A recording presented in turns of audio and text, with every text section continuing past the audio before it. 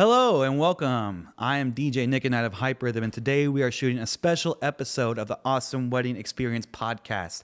One of the most frequently asked questions we get here at Rhythm is how to structure a good timeline.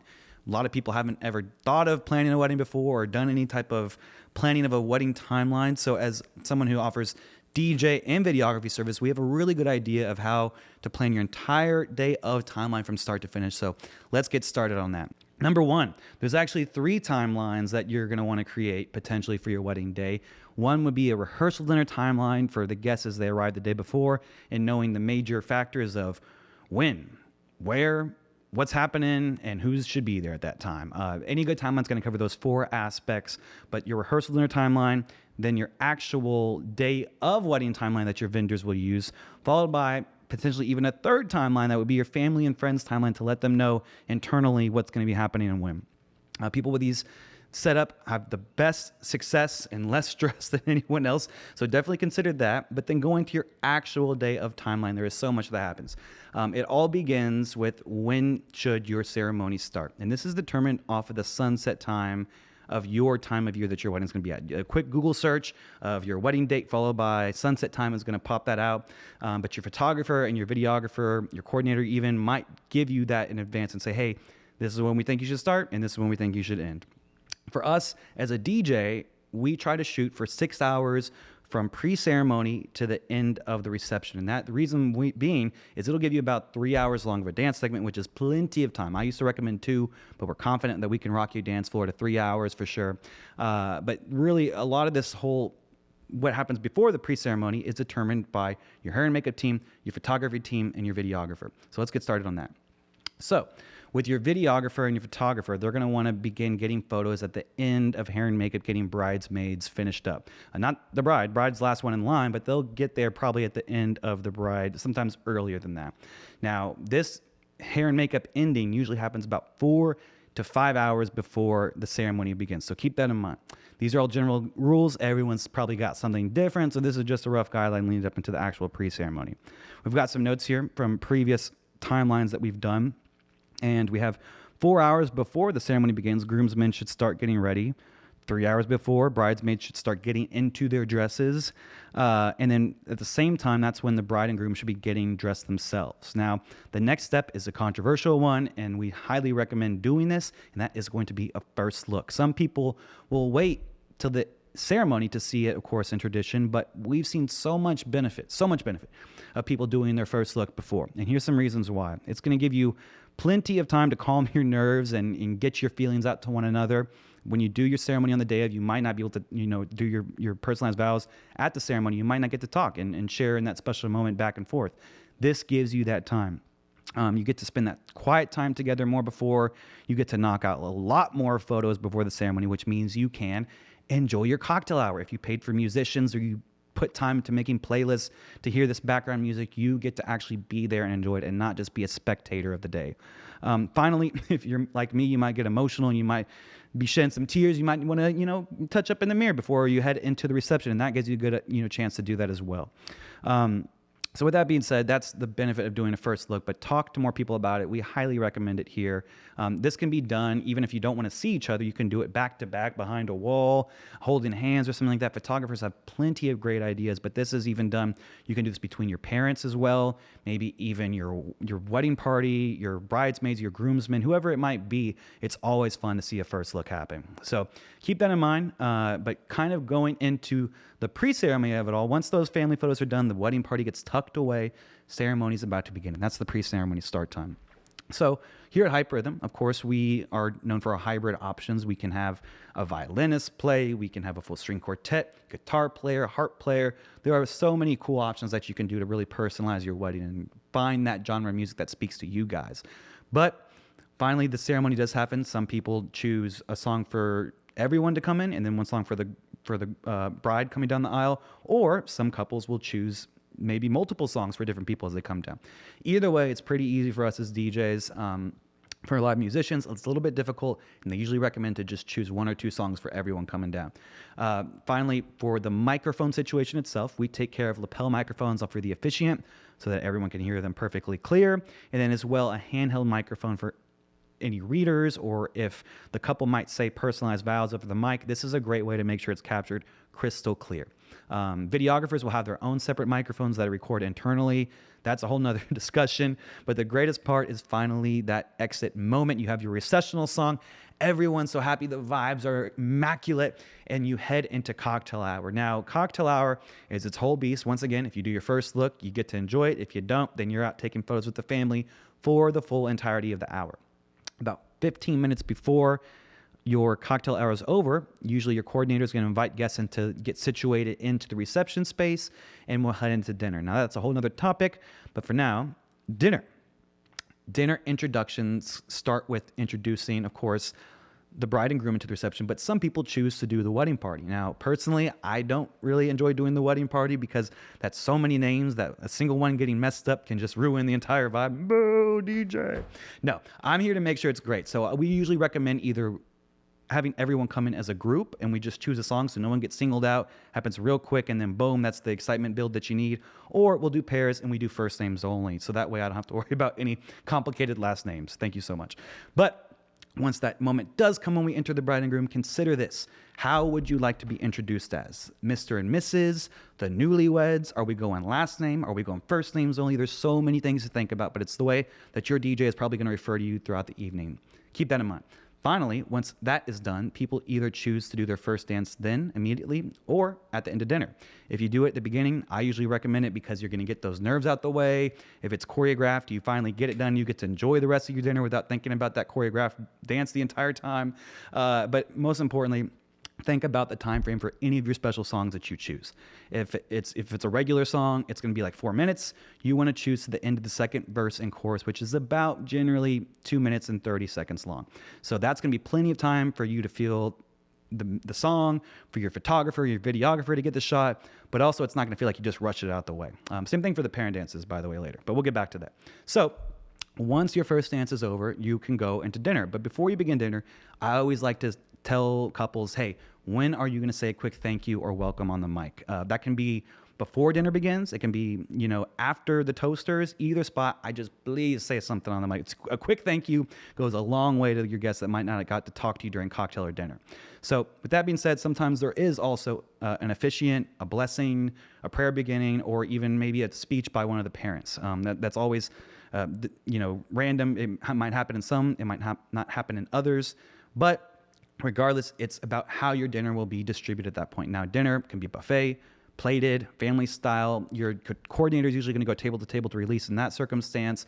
But at the same time, that is when your photographer and your videographer, your coordinator, and your musicians are going to go eat as well. So it's a little bit of a sneak away, but it happens quickly. That's why we recommend sometimes for brides and grooms to eat a private dinner before dinner begins, actually, during the cocktail hour. So that way they can take time and say, oh my God, we're finally married. Like, it's happened. And that's kind of the reflection moment that we look for, that I've really come to enjoy with other couples. So that if you get to eat dinner before, you get to enjoy going table to table as well throughout dinner and saying hi to the guests that you haven't seen yet. So crucial to take care of. With that being said, dinner is pretty low-key and background music's being played during that time. We can play other live musicians, like our saxophone player is insanely popular during dinner, playing over backing tracks, as well as our guitarist too. So definitely keep that in mind if you want to add some little flavor into your wedding there. But once dinner is over, the next steps is kind of controversial, but this is what we prefer to do here at Hype Rhythm. A lot of coordinators or timelines that you'll see will put the cake cutting in the middle of the dance segment. Well, that works for bands when they take a break, but not for us when we're trying to keep the dance floor packed all night. What we recommend is starting off the end of dinner festivities with that cake cutting. That way you can sneak away, you can make it announced, but it's going to be a good moment when everyone's kind of finishing up dinner. You've already finished dinner, of course, but now that cake is being cut and distributed during those toasts that happen next, or during the parent dances that follow. The biggest thing I've seen is people wait too long to cut the cake, and then it never gets ate. Got to do it near the end of dinner at least and let people choose when they can go get that slice or whatever your dessert may be. So cake cutting happens real quickly, 5 minutes, then you head into toast. Now, this is the hardest part as a DJ, is explaining how many weddings I've been to that have been ruined by terrible toasters, okay? Some toasters are naturally gifted and others will just completely bomb this whole thing. So here's what we recommend. In tradition, there's been three people that are the toasters. That's the maid of honor, the best man, and the father of the bride.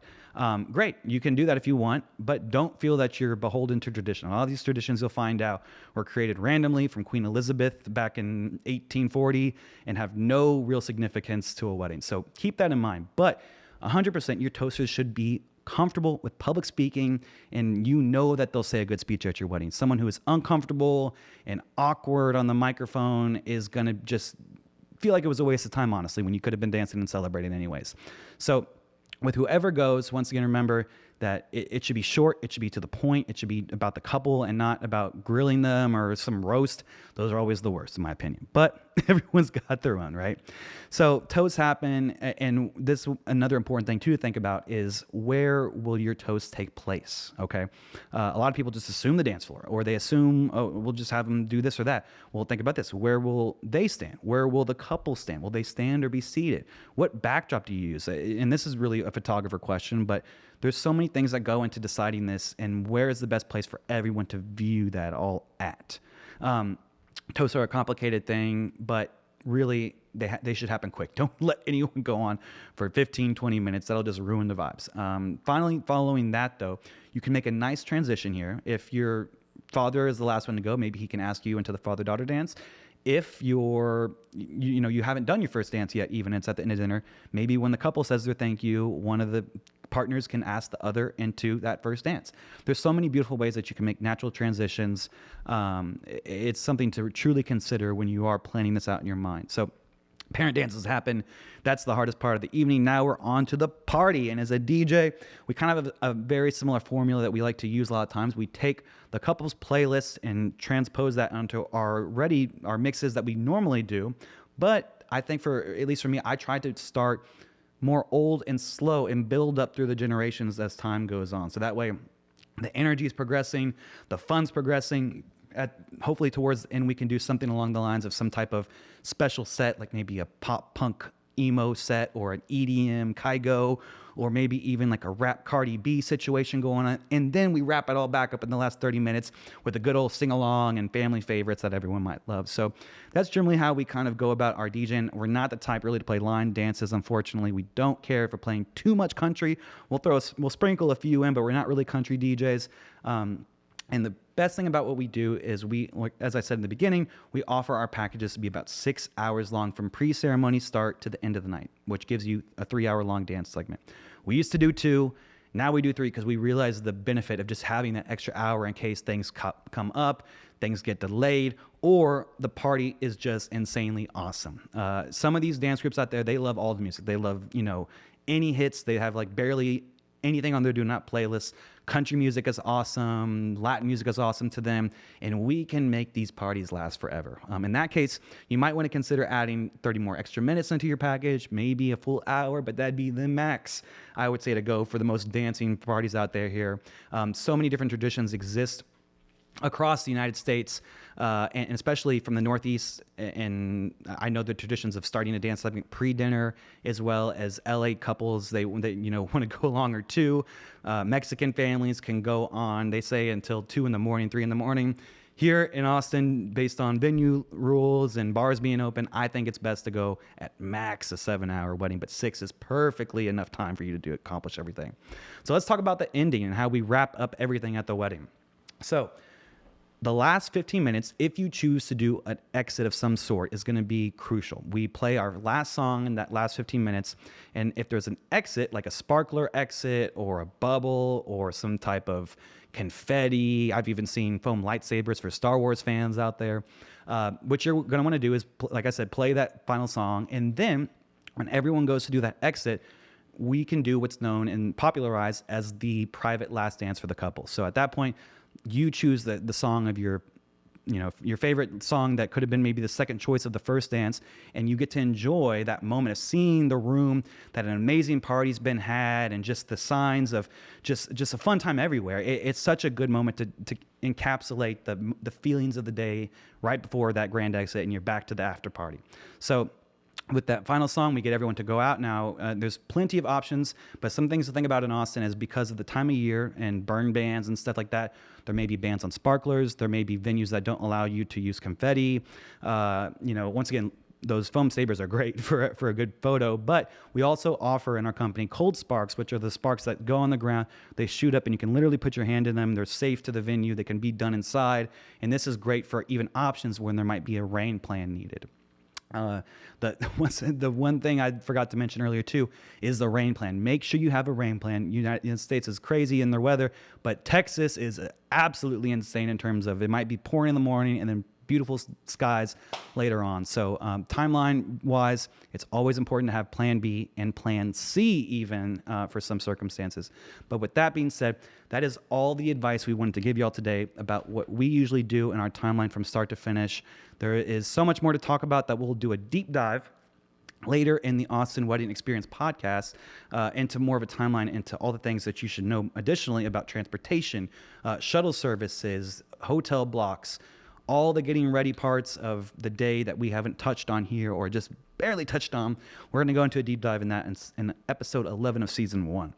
So be looking out for that. But thank you once again for listening to me. I hope this helped educate you or give you some experience that can really impact your wedding and make it even better than you imagined. So I am DJ Nick at Night here at Hype Rhythm, and this is our sneak preview episode of the Austin Wedding Experience podcast. Thank you so much for listening.